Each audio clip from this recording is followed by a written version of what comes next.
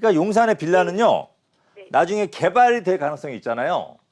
네. 그러다 보면 집 한 채당 그냥 집 한 채당 피가 붙는 거예요. 그러면 이 피가 예를 들어 한 채당 용산이 좋아져서 앞으로 3년 후에 5년 후에 한 채당 3억이 붙는다고 치자고요. 네. 그럼 우리 시청자분이 9억을 사잖아요. 그러니까 한남뉴타운도 똑같은 거예요.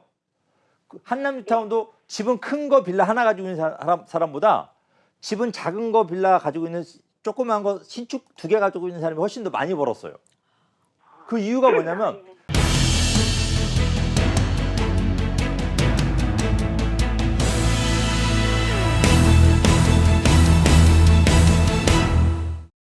시청자 반갑습니다. 네, 안녕하세요. 네, 자 우리 시청자분이 첫 번째로 용산의 9억 빌라를 생각하고 있단 말이에요. 예. 그 이유는 대지 지분 때문에 그러죠? 예, 여기는 대지 왜냐면 지분이 신축은 예. 지분이 작은데 네. 요 오래된 빌라는 지분이 크니까. 예. 그죠? 근데 저희가 요 나중에 용산이라는 지역의 가격이 뛰는 걸 보게 되면요. 네. 요 신축 구축 대지 지분이 큰 게 중요하지가 않아요. 아, 그러니까 예. 지분은 상관이 없어요. 네. 이게 주택 크기가 얼만큼 되느냐. 주택이 한 8평, 9평 이상 되느냐 안 되느냐 그것만 중요한 거지. 네. 지분이 중요하진 않습니다. 그래서 첫 번째 우리가 시청자분 대지 지분을 선택을 하게 되잖아요. 그러면 용산의 투자 금액이 올라가요. 쉽게 얘기하면은 네. 2채를 투자할 수 있는데 한 채밖에 못 하는 거예요. 그러니까 용산의 빌라는요. 네. 나중에 개발이 될 가능성이 있잖아요. 네. 그러다 보면 집 한 채당 그냥 집 한 채당 피가 붙는 거예요. 그러면 이 피가 예를 들어 한 채당 용산이 좋아져서 앞으로 3년 후에 5년 후에 한 채당 3억이 붙는다고 치자고요.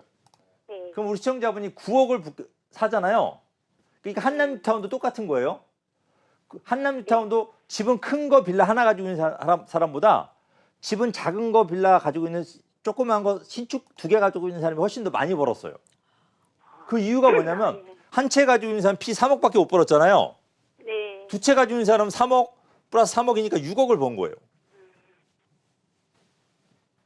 그러면 하나 사는 것보다 2개로 나누는 게 낫잖아요. 네. 예. 그죠? 그러면 용산에 9억보다는 신축을 사게 되면 신축은 전세금이 훨씬 세죠. 예. 그럼 투자금이 예, 내려간단 말이에요. 네. 그래서 자 용산이라고 하는 지역이 투자가치 용산이라고 하는 지역이 좀 생각보다 넓잖아요. 그래서 네. 이렇게 하시면 돼요. 자 원효로 있죠. 네. 청파동, 원효로, 효창동은요. 내 투자 금액이 1억 2천 정도로 투자하는 지역이에요. 아, 이 이상 투자하게 되면 효용도가 떨어져요. 네. 그리고 요 후암동 있죠. 후암동도 역시 1억 2천으로 투자하는데. 그리고 만약에 2억, 3억 이상 가지고 있잖아요. 예. 그러면 그런 분은 무조건 원효로 쪽 아니 이 한강로 쪽 해야 돼요. 왜? 여기 공원하고 바로 붙었잖아요. 네. 그죠? 공원하고 떨어진 지역이 집값이 비싸겠어요? 바로 붙은 지역이 비싸겠어요? 이게 두 배 이상 차이 나요.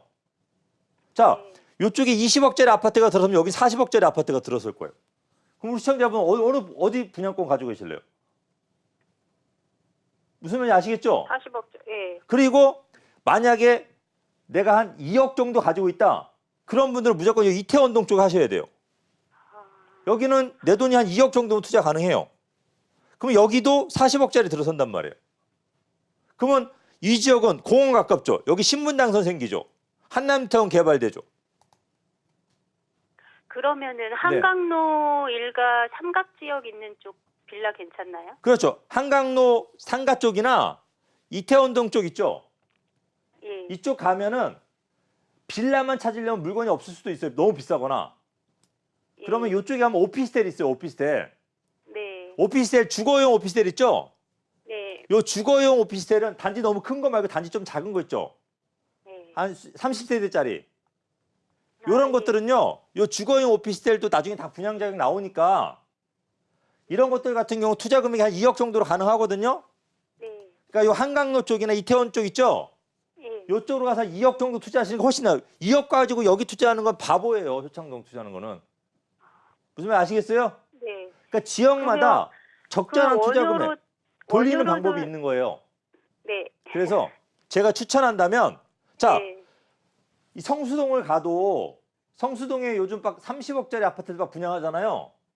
네. 전부 다 서울숲 바로 옆에 있어요. 서울숲에서 떨어져 있는 것들은 그 절반 가격밖에 안 한다고요. 네. 무슨 말 아시겠죠? 예. 멀리 떨어진 것들은 절반 금액으로 작게 투자하는 거고요. 네. 가까이 붙어 있는 것들은 비싼 금액으로 투자하는 거. 우리 시청자분이 큰 돈을 가지고 여기 왜 투자해요? 안쪽을 들어와요, 중심을. 또 더군다나 장기 투자인데. 자, 여기 멀리 떨어져 있는데 집은 10평이 좋을까요? 요 가까이 있는데 집은 5평이 좋을까요? 가까운데 5평. 그렇잖아요. 본인도 알고 계시잖아요. 예. 무슨 말 아시겠죠? 네. 생각을 좀 감사합니다. 바꾸셔야겠죠? 네. 그냥 하지 말고 저희 세미나 오셔서 꼭 상담 받고 하세요. 네, 갈 거예요. 아셨죠? 예, 감사합니다. 네.